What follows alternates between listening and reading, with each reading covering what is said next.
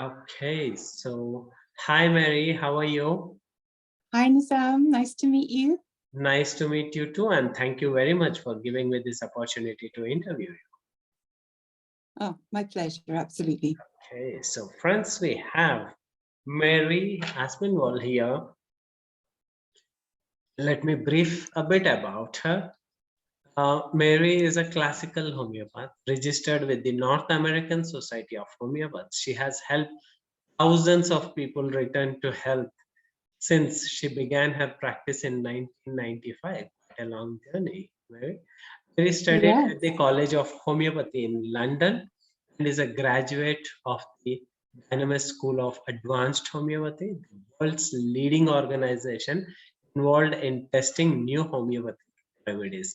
She designed a range of homeopathy kits that are international bestsellers and has spent the past 24 years educating the public as a professional speaker, teacher, and advocate. She is a former national spokesperson for the Irish Society of Homeopaths and currently offers her services as an expert contributor in the US. She is the author of Basic Guide to Homeopathy, editor of the Clinical Medicine Guide, and regular columnist for homeopathy. In 2016, Mary founded Mary's Homeopathy Study Group on Facebook, which at the time of writing has almost 27,000 members. Now, what is the Oh, number? that's very old. I think it's 38 or 39,000 now. Oh my God. Yes, it's Yeah, that's wonderful. why I like the word at the time of writing. Yes, that saves me having to update my website all the Yes, time. yes, yes. Okay, so Mary, my Yes. first question is like, what inspired you to take homeopathy as a career? Well, I've talked to lots of homeopaths about that question, and a lot of us came to homeopathy for the same reason, which was that we were going through conventional treatment and we weren't getting better. And we started to look around for something else that might work for us. And we found homeopathy and sort of fell in love. Like for me, I feel like it saved me. I really thought that I was in a very bad downward spiral, and homeopathy just put me right. And at the time, I was quite young and I was still interested in traveling and, living my life. And I didn't become a homeopath straight away, but I did have in my mind, if there was ever a chance to become a homeopath, that's what I would do. And sure enough, when I was about 32, I started to study and to get into homeopathy and have been involved in it really now for 30 years. Yeah. 30 years, 3 decades. 30 years, a long time. Yeah. Yes. And it has been the most wonderful profession. It's so satisfying on so many levels, because the huge privilege of listening to people's stories is amazing. And then the intellectual stimulation of trying to work out how you're going to match their stories to the right remedy for them. And then hearing them doing well. A lot of them come back with amazing stories of recovery. So it has everything, it has, as a career, it has so much satisfaction, so much intellectual stimulation, so much opportunity to connect with people. It's a wonderful career for anyone that would enjoy those things. Awesome.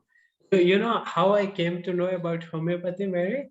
In our No, school, how? whenever there was any plague, any mass, no, I don't call it as pandemic, but anything used to happen, like our school used to give us those pills, used to taste Yeah. good, and that's how I came. Yes. This is Yes. Children love the taste because they're yes, sweet. yes. So So where whenever did you there is, grow up? huh?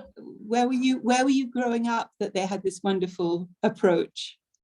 In India, India only. In India, yes. So India is such a hotbed of homeopathy. Yes, Yeah. yes. So that's how, like, as a kid, I enjoyed that. Yes. Yes. Yeah. So, many all generally people know that there is this sweet little tiny, okay, The magic pill. Yeah. magic pills. So, how did homeopathy treatment emerge? Could you please tell something about the history Okay. of it? Yes, absolutely. Well, there was a rather brilliant man called Samuel Hahnemann, and he first introduced the idea of homeopathy over 200 years ago in Germany. And the way that it came about was he was a physician, but he was very unhappy in his work. He didn't like the practices of the time where they were using bloodletting and leeches and mercury, and he said that in all conscience, he couldn't keep doing it. He thought that, the first rule of medicine is do no harm. And he felt he was doing harm. So he gave it up and he became a translator. And he was translating a book by a Scottish doctor called Cullen. And Cullen was putting forward his theory that the reason why China or quinine worked for malaria was because it was bitter. So as Hahnemann's translating this, he said, okay, so it's bitter, but it still doesn't explain why it works for malaria. And he had the notion that he would take some quinine as an experiment and see what would happen. And in fact, what happened was he got all the symptoms of malaria, intermittent fever. And so then he had that kind of amazing eureka moment that the reason that quinine or China or cinchona has all these different names, the reason why it works for malaria is because it can produce in a healthy person similar suffering. And homeopathy actually means similar suffering. It's the foundation idea of the whole modality, really. Oh, wow. That's interesting. It is interesting. Yeah. And of course, when he made that discovery, being in that position where he wanted to be a doctor and he wanted to heal people, but he didn't know how, he thought, I'm really onto something here. So he started to test all of these different poisons on himself and family and friends and volunteers and writing down their symptoms. Now, of course, that was very dangerous because they were poisoning themselves. And eventually, I suppose, he got short of volunteers. And then he took the notion to dilute. And this is where homeopathy is very different than, say, herbalism, because we don't work usually with the mother tincture, with the actual herbal plant tincture. We work with a diluted version of plants and animal venoms and animal blood and feathers. And we work with everything from the periodic table, including gases. We work with what we call imponderable remedies, which are things that can't be weighed or measured. So things like magnetism, electricity, the light from the North Star, all kinds of amazing remedies. And they're hyper diluted to the point where after about 12C, which is we commonly use much more dilute than 12C, 30C, 200C, 1,000 times diluted, 10,000 times diluted. And at that point, there's not a single molecule left, according to Avogadro's number. If you were to take that and stick it under a microscope, there's nothing there. So it's purely energy medicine. And this is what makes it very different than, say, herbalism. Okay. See, so many things I'm coming to know about, and I hope Yes, many people will get to know about it as well. yes, And yeah. how is homeopathy different from other forms of treatment such as allopathy or Ayurveda? Okay. Well, actually, you sent me this question a little while ago, and I thought it was such a good question. So I've given it a little bit of thought. So I think that we can really divide medicine into two different approaches. And the allopathic approach really sees symptoms as the problem. Symptoms have to be got rid of. Really, pretty much at any cost, you have to get rid of the symptoms. Whereas holistic medicine, of which homeopathy is a part, is all about seeing symptoms as a sign that points you in the direction of the underlying dis-ease and helps you to get to the root of it. So, for example, what you do with EFT, which by the way, I'm a fan of, helps you get to the root of why someone is worried or sad or stressed or angry. And the same with homeopathy. All of those symptoms that people have are really at the beginning friendly warnings that help you to understand what needs to be fixed on the energetic level. So if you want to call it the chi or the prana or the vital force, as the homeopaths call it, it's all the same stuff. It's that energy that makes us different than a dead person. And it's really important, but in conventional medicine, allopathic medicine, that energy is really pretty much ignored. And it's all about, let's get rid of that person's rash. Let's get rid of their asthma or their allergies or whatever it might be. Let's get rid of their tumor. Let's just get rid of that, whatever that warning light is. But we wouldn't do that with a car. I mean, like if you took your car to a garage and there was a red light on the dashboard and they said, that's okay, Nizam, it's all fixed, you can take it away now. And later you found out they just unscrewed the light bulb, you would be rightly very angry with them. And yet that is what we are doing with conventional medicine. Now, I'm not completely anti-conventional medicine. I think diagnostically, they have some wonderful tools. I think they're very good at when you have an outside-in event, like injury or dentistry or something like that, they're fantastic at putting people back together, at the mechanics of people, but they're not good at the magic part, the energy part. They really just almost pretend that doesn't exist. So these are the two, if you like, the two different approaches to medicine, of which homeopathy is in the holistic camp, EFT is in the holistic camp, Ayurveda is in the holistic camp, herbalism usually is in the holistic camp, but not always. It depends on the practitioner.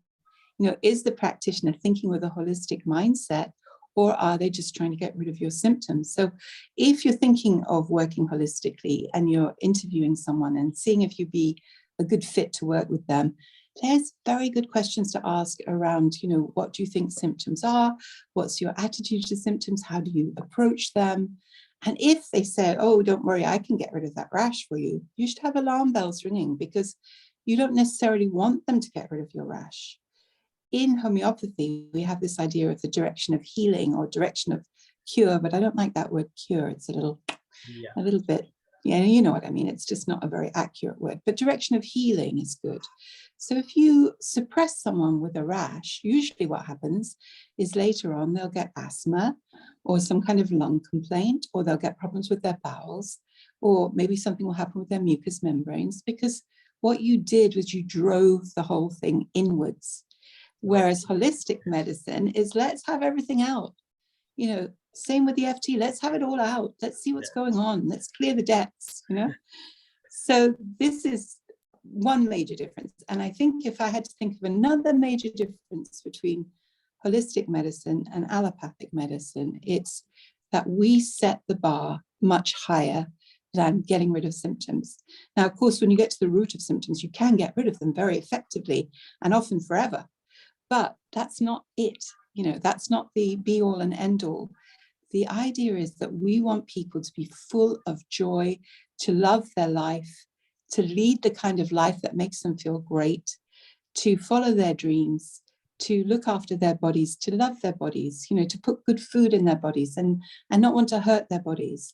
We have so many things that we're trying to do for people where we set the bar super high for them being as healthy as they can possibly be in this go round, so that's what I think is the major difference. And of course, there are all kinds of flavors of holistic medicine, and you just have to really see what resonates with you. Everybody will be different, but it's great that you're doing this series, because it gives people a chance to think about what they might want to do for themselves. True. And thank you for giving the clarification between the differences, Mary. Once this happened, like maybe a decade ago or something. I had been to a homeopath for skin rashes, and he was, I thought like he would just prescribe some pills and give it to me and ask me like how many times I should take it a day, etc., etc. He was asking me various things. How is your relationship with your friends, and then dreams, and wait, am I talking to a psychologist? Yeah. And then he took me into little more like conversationally, like he asked me about the relationship with my manager. I said, I said I don't like her.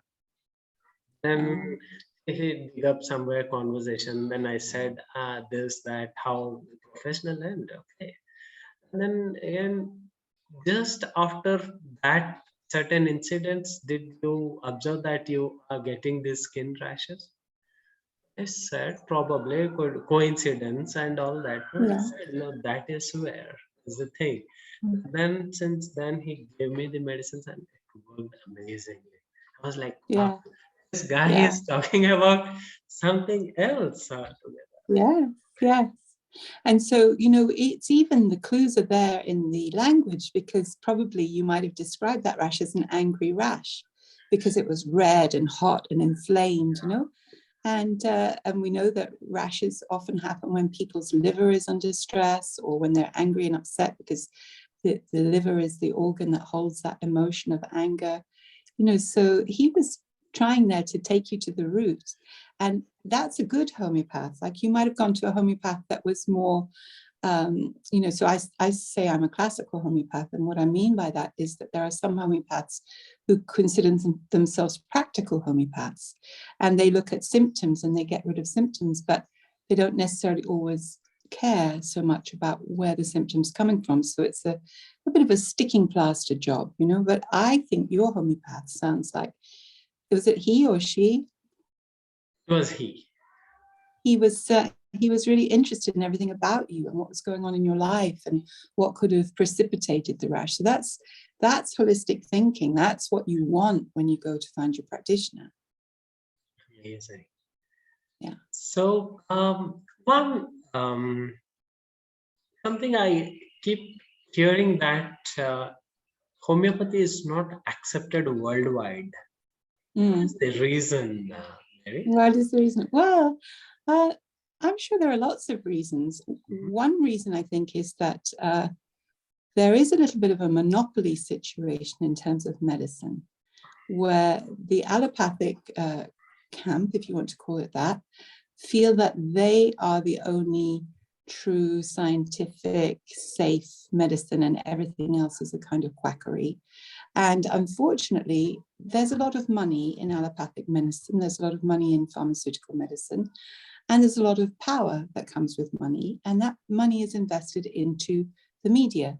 So when I first became a homeopath, it was very easy for me to get information in, maybe articles or letters into the media, talking about what I did and talking about some of the issues around pharmaceutical medicine. I could get them published. But that was a long time ago, and that's not the case anymore. There's kind of a media blackout, not just on homeopathy, but on anything effective, which is low cost, low side effects or no side effects, that offers a different way of thinking about illness. There is a concerted effort to have people not find that, because if they find that, they're not going to be good customers. So that's one reason. I think another reason is that sometimes homeopaths aren't that good at explaining what we do, and that's on us, but it is a kind of slightly complicated modality, in the sense that what we're trying to do is understand everything about a person, what we call their constitution, and then using, in this instance now, in this era, we use computer software to match to the perfect remedy for that person. Now, trying to explain that and how that actually works in practice is a little difficult. It's not like, oh yes, okay, so you have a rash problem X, you take remedy Y. It's not like that. So because it is a little bit deeper and a little bit more complex, I feel like sometimes we don't do such a great job of explaining what it is we do. And that's part of the problem. And that's one of the reasons when I get the opportunity to talk to someone like you, who's doing us the great favor of getting the word out, then I'm very happy to do that. Yeah. And why is still there certain misconceptions about homeopathy medicine? Probably the answer to that is the same as the answer I just Same as like gave. previous one. Yeah. But isn't That's there one of the any reasons. supporting research that has happened that, hey, Yes, this is there evidence, there is research? There is, but it's difficult with homeopathy. And there is some quite good research that was done by the Finlay Institute in Cuba during the leptospirosis epidemics that they had there. But homeopathy doesn't lend itself to double-blind random control testing, because it's individualized medicine. So because it's like trying to fit a sort of a square peg into a round hole, we need a different methodology for testing homeopathy. And so what we end up with is often things like patient satisfaction surveys, and these were done in many places. In Switzerland, for example, the Swiss government spoke very highly of homeopathy because of research that they did based on asking patients, how was it for you? And that was also done in Scotland and various other places. But we're often accused when we do that kind of research of, just using anecdotal evidence. But how do you test something when, if like 100 people came to see me, I might give them 100 different medicines for their migraine? The only way that you could do it is speak to those 100 people and say, did the remedy that you have make any difference to your life? And when you do those kind of surveys, homeopathy comes out very well. So I may be a little bit of a renegade, but I actually don't care too much about the fact that there isn't a huge body of double-blind, random controlled trials of homeopathy, because the way that homeopathy kind of spreads in the world is very organic. It's through word of mouth. It's through people saying, I was told there was no cure, quote unquote, cure for what I had. And then I went to see a homeopath, and within a few weeks, I was feeling really great. And that spreads like a kind of wildfire. Yes. So This usually type of testimonies, even I came across. In fact, I told you for my skin rashes also, I tried everything else and ended up with homeopathy, and it helped me to, solve the issue. Yes. And this is so common, Nizam, that people actually have this an acronym, which is TEETH. Tried everything else, try homeopathy. Oh, tea. Tried Because everything. and the reason why we have that an acronym is that's what so many people say. I mean, I get so many people that come to me and say, you're my last hope. I have tried literally everything else. I don't know what else to do. So homeopathy tends to be like the Cinderella, where it gets chosen last. But then it's like also very magical, because it can turn around these things which you were told were, not possible to turn around. Like I had a client recently, and she had a very serious illness that everyone had told her was going to be chronic and was going to progress, and there was nothing she could do. All she could do was take drugs to manage it, blah, blah, blah. Something that I hear a lot. And when her remedy actually worked for her, and she started to get better and feel more like her old self and get her energy back, and all of her terrible symptoms started to go away, she said, Mary, I want you, any chance you have, I want you to shout it from the rooftops that homeopathy can help people like me, the no hope people. And she was very kind, and she said, I can talk all about her case, and I can, make posters about it, and I can share on social media, because she was so excited and delighted to find that what she'd been told wasn't actually true. Okay.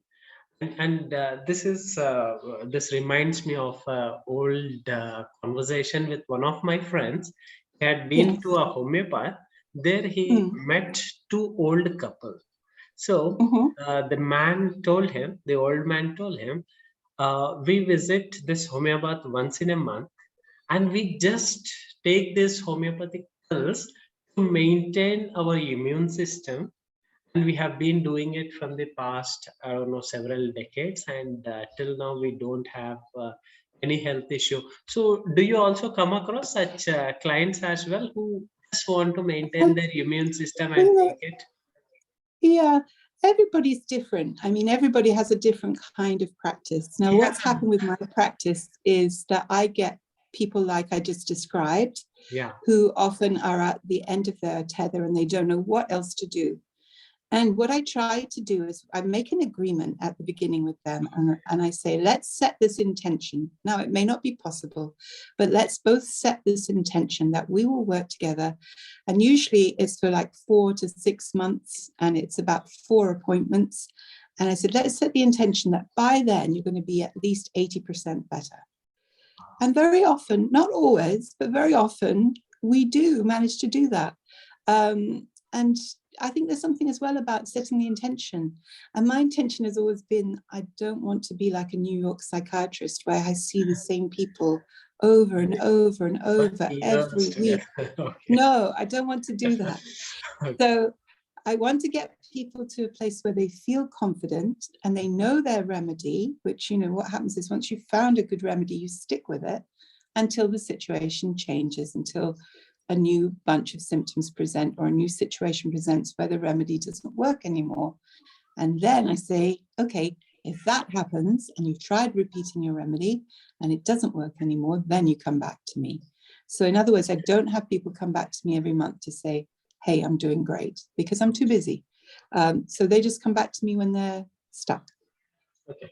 And also, Mary, when some mass diseases start spreading in villages or some places, like, due to some animals have caught something, and then it starts like so as a preventive medicine also, I have seen in my childhood, even now I see in India, many rural places and all that, people carrying these small cute little tablets or homeopathy pills. I don't want to call them as tablets, pills.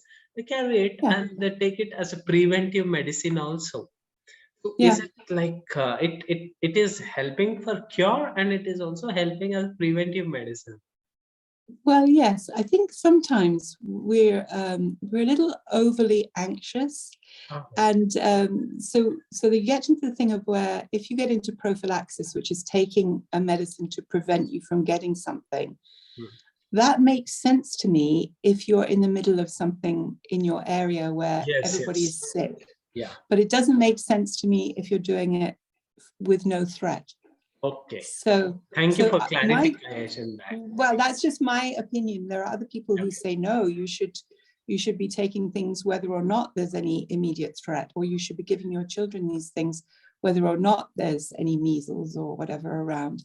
But that's not my take. My take is you wait for the situation to arise and you match the remedy to what everybody else is having. So if there are common symptoms, which very often there are, you take those common symptoms, you match it to that situation. And then if you're surrounded by that, and it's a very high likelihood you're going to get that, you could take something prophylactically, yes. And I'm sorry to ask you these two questions to a homeopath directly. Is it true that homeopathy medicine works very slow? This is the misconception. Not usually. It is a misconception, I think. Not usually, in my experience, but there are a few caveats. So let me tell you what can go wrong. If you don't have a good relationship with your homeopath, and if you're not very truthful and open, it's hard for your homeopath to match. Also, not all homeopaths are the same. Some are very, very dedicated and they spend a lot of time studying and a lot of time in continuous professional development, and they have all kinds of great software, and they have libraries, and they work really, really hard to find that perfect match. Okay. If you get a homeopath like that, that's a treasure, and it won't be slow. It will often be very fast. And not only that, but it will be something that serves you well for the rest of your life. Sometimes some of my clients are still on the same constitutional remedy that they got from me many years ago. And whatever comes up in their life, they take the remedy and it goes away.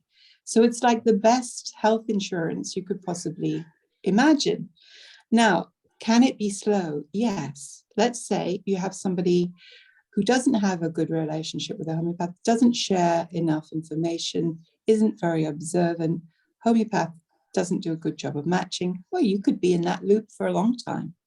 So again, that's one of the reasons why I say to my clients, let us set this intention 4 to 6 months, okay? If we're going nowhere after 4 to 6 months, maybe it's better you find somebody else, fresh pair of eyes, start over. Don't keep coming to see me every week to tell me you're not getting better. It's not helping you, it's not helping me. That's how I do it. Now, everybody's different.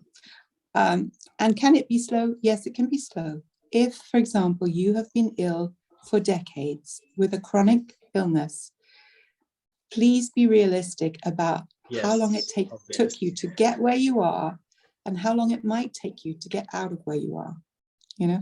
So people expect sort of miracles, and homeopathy is miraculous, but sometimes they're a little impatient. Okay. One more question. Again, my Uh, apologies. Does it no have side problem. effects? Does it have side effects? Oh, yeah. I wouldn't say exactly side effects, but we have a thing called the homeopathic aggravation, Mhm. which is where when you take a remedy, sometimes you can get the symptoms from the medicine, Okay. or Okay. the symptoms that you already have, like in your case, your rash, might temporarily get worse. But the key word here is temporarily. And after that little stir up, that's really just your body going, ah, yeah, the pill has told me what the problem is. In fact, the pill has given me the same problem or a similar problem, and even a little bit worse. So now my energy is going to rally to that message that I'm getting from the pill, and it's going to put things right. So yes, there may be a little stir up at the beginning, and actually homeopaths kind of like that because it means that we know we're on Okay. the right track. It's working. Yeah, yeah. Amazing. But that shouldn't go And- on. That shouldn't go on for a long time. You know, that Okay. depending on the pace of your illness. Like if it was an acute illness, that should be very short, and then you should get benefit. If it's a more chronic thing, it should really only be a matter of a few days, at most a couple of weeks, and then that should go away. You know, it shouldn't be long term. Okay. So thank you. And I've seen some people treat themselves at home, and then when do they try a properly qualified homeopathy Yeah, yeah. This expert is like you? such a good question. Yeah. Yeah. So most of my life in homeopathy, I've been helping people to do the easy stuff at home. Oh, And one of the reasons you that encourage them. sorry, You encourage them to have homeopathic. yes, Okay. yes, I do, because that's been my mission, is to be like the bridge, if you like, between the professional homeopath and the public, Okay. and try to show the public how brilliant homeopathy is and how well it works. Now, how do you do that? Well, the best way is by showing them, by them having a direct experience. Well, let's say they get a bang on the head or a bad bruise or a burn or a bite or a sting or a cut, and you give them a remedy and they compare the experience of their recovery on that remedy versus their experiences before when they didn't have a remedy. Okay. And that is how you change people's minds. They see that it's completely different, particularly true with a burn. Like if you burn yourself, say while you're cooking, and you have a little thing of cantharis next to your stove, and you take a cantharis, instead of being in pain for an hour or two, it just goes immediately. And people know what it was like the last time or the previous times that they had a burn, and they know it's completely different. So you get around all of this very long, drawn out stuff of where's your evidence, where's your double-blind trials. People don't care. They really don't care. It's like, does it work? Yes, it works. I'm interested. Okay. Will it also work for something really terrible? So I put a lot of energy into treating, or not treating, teaching the public. And so I teach them for very limited situations. I teach them how to work with first aid injury type situations, how to deal with dental work, which again is like an outside in kind of assault on your system, and surgery, which is another example of an outside in assault on your system. You know, helping people to recover quickly from dentistry, helping them recover quickly from surgery, Like supportive helping them medicine. supportive medicine, yes. And then, of course, they're very excited because they found something that works. And then they start to say, now, if it works for this, will it work for my headaches that I've had for the last 10 years? The answer is yes, but there's a but, and that is for you to be able to choose your remedy and make this gorgeous match is a little tricky because you're in the middle of it. You can't really see the wood for the trees. A bit like you didn't really twig, you didn't realize that your rash was to do with your relationship with your manager. Somebody else on the outside asked you some questions, Yes. and they saw things that you were kind of a little bit oblivious to. And most of us are oblivious to what's right under our noses. You know, we're just in it, so we can't see it. So that's the job of the homeopathist, to understand everything about you. It's like you are going to put your homeopath in your shoes. What's it like to be you? What's it like to live your life? What are your stresses? What are your joys? What are your pet peeves? What really pushes your buttons? All of that stuff. What do you dream about? What do you like to eat? Do you stick your feet out of the bed? These are all the weird questions that homeopaths can ask. Not always. Homeopaths work in all different kinds of ways, but that's one way that they try to match. What are you afraid of? You're afraid of spiders? How bad is it? And they go into these crazy details, and you think, what the heck? I just came about my rash. What kind of questions? Like, where are we going? Where is this conversation Where is this going? Yeah. Was trying to really find not a remedy for your rash, but a remedy for you. So when people say, have you got a remedy for, I don't know, cancer? I say, no. But what we have is we have remedies that match individual people, that get their energy, their chi or their prana or whatever you want to call that, get it flowing in a harmonious way. And it wants to put things right. It's designed to put things right. It just forgets what to do. It gets lost. It needs a little wake up. It needs a reminder. That's what homeopathy does. So you can't really say it treats any particular disease label, but it helps the individual to kickstart their own innate ability to put things right. Thank you very much, Mary, for your time and answering all my questions, including is it slow or does it have side effects if patiently given? Well, these are important questions, and it should be fine to really, if you really are open and transparent, it should be fine for anybody to ask you anything. And I think that's something as well that when you're looking for a physician, whether it's a holistic physician or any other kind of physician, are they transparent with you? Are you like in partnership to restore you to health? Or is it, don't ask me questions, just do what you're told? If it's the latter, you should get out of there and find someone else. Yes. So thank you. Thank you very much once again, Mary, for your time. Thank you. Thank you. And I would love to see this when it goes up. So maybe tag me. It would be great to see. Yeah, sure. And I'll make your website details also available if anyone wants to. Oh, great. Yes. Do you know the thing that might be really good to put is homeopathyworld.com, because that's where I offer free training on how to use homeopathy. And that's really a great way to get started for any one of your people that are interested. Definitely. They could get started with that. Yeah. I'll make sure to add on those websites. All right. Okay. Take care. Oh, and one other thing. Sorry, Nizam, one other thing. Please. I made another website. Actually, let me give you this URL. So it's maryaspinwall.com and then /resources. And this is all the free stuff that I've made to educate people. So one of the lovely things that's in those resources is a site called remedieseeker.com. And you can get a free app for Android or for iPhone. And it stays on your phone, even if you go off the grid. And it will help you with all of those things we were talking about: injury, surgery, dentistry, minor acute illnesses.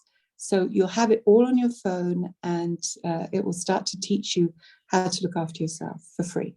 Wonderful, wonderful. I'll make sure all the websites are with the proper URL is made available to everyone. Okay, so that page, maryaspinwall.com resources, has everything that I've created all in one PDF. Excellent. Thank you once again. All right. Thank you so much, Nizam. Thank you. Great to talk with you, and good luck with your EFT practice. I've seen that really help people. Thank you, Mary. Thank you very much. Okay. Take care. Bye. Bye.